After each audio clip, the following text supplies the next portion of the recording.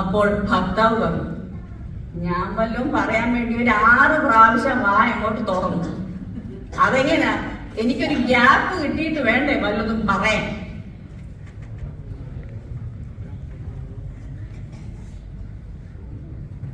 നിങ്ങൾ ഈ ഫോൺ കണ്ടിട്ടുണ്ടോ? ഇതാണ് നോക്കിയ.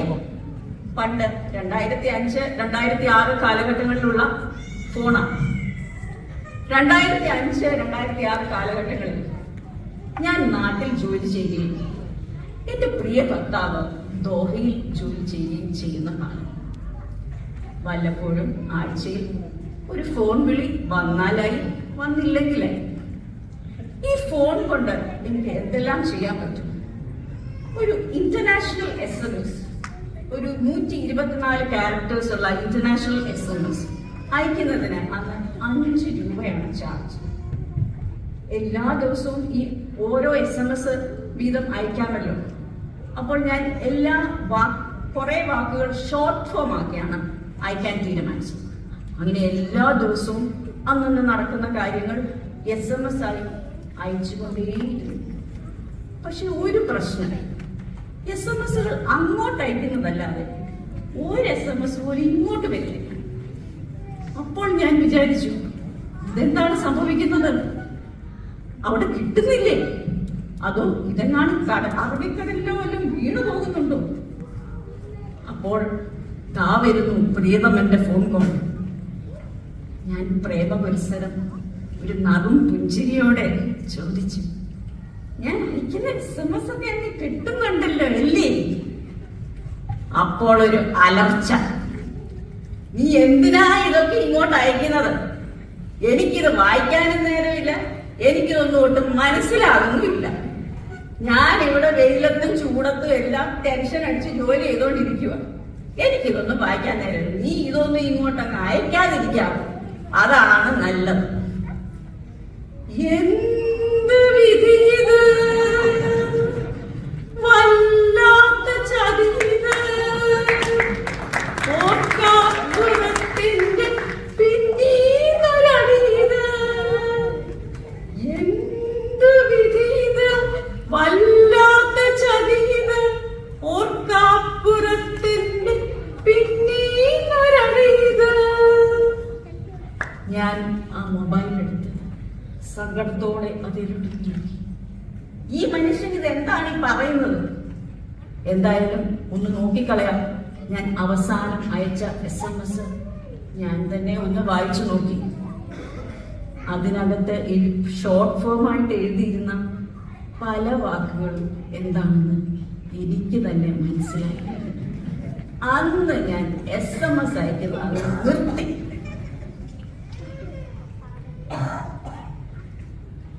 There's a slide with a 700 years old skeleton of a married couple. The wife is still communicating.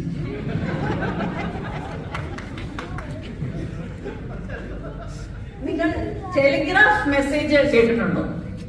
പണ്ട് കമ്പി അടിക്കുക എന്ന് പറയും. ഇവിടെ ആർക്കെല്ലാം അറിയാമെന്ന് എനിക്കറിയത്തില്ല. കമ്പി അടിക്കുക, അടിയന്തര സന്ദേശങ്ങൾ കൈമാറാൻ വേണ്ടി ആയിരുന്നു അന്ന് കമ്പി സന്ദേശങ്ങൾ ഉപയോഗിച്ചത്. ഒരു അമ്മായിയപ്പൻ ഒരു മരുമകന് ഒരു കമ്പി സന്ദേശം അയച്ചു. മരുമകന് അത് കിട്ടി. മരുമകൻ അത് വായിച്ചിട്ട് ഒരു അന്തവും കുന്തവും പിടിയിട്ടില്ല. കൂട്ടുകാരോടും ചോദിച്ചു, ഇതെന്താണ് എഴുതിയിരിക്കുന്നത്? അവർക്കും മനസ്സിലായില്ല. അതിനകത്ത് എഴുതിയിരുന്നത് മാ പേ ഹു പേ എന്നായിരുന്നു. അപ്പോൾ ഇത് അടിയന്തര സന്ദേശമാണല്ലോ, എന്തായാലും വീട് വരെ ഒന്ന് പൊയ്ക്കളയാം എന്ന് മരുമകൻ തീരുമാനിച്ചു. മരുമകൻ കൂട്ടുകാരോട് പറഞ്ഞു, ഒരു ടാക്സി വിളിയടേ. അങ്ങനെ ടാക്സിയിൽ മരുമകൻ വീട്ടിലെത്തി. അപ്പോൾ മരുമകനെ കണ്ടപ്പോൾ അമ്മായിയപ്പന് പെരുത്ത് സന്തോഷം. ആ മോനിങ്ങ് വന്നു.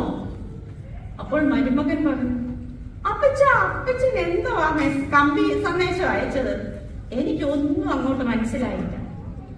അപ്പൊ അപ്പച്ചൻ പറഞ്ഞു, അയ്യോ മോനെ അറിഞ്ഞില്ലയോ, നമ്മുടെ മതിയെ കൊച്ചു പ്രസവിച്ചു, പെൺകുഞ്ഞാ.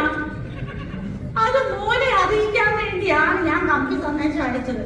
ഞാൻ അതിനു വേണ്ടി ആ കമ്പി ഓഫീസിൽ അങ്ങോട്ട് ചെന്നു. എന്റെ മോനെ ഒന്നും പറയണ്ട, കമ്പി അടിക്കാനേ ഭയങ്കര ചാർജാ.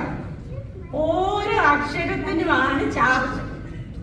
ഞാൻ അയക്കാൻ ഉദ്ദേശിച്ചത് മറിയ പ്രസവിച്ചു പെൺകുഞ്ഞ് എന്നായിരുന്നു. പക്ഷേ ഞാൻ അതങ്ങ് ചുരുക്കി.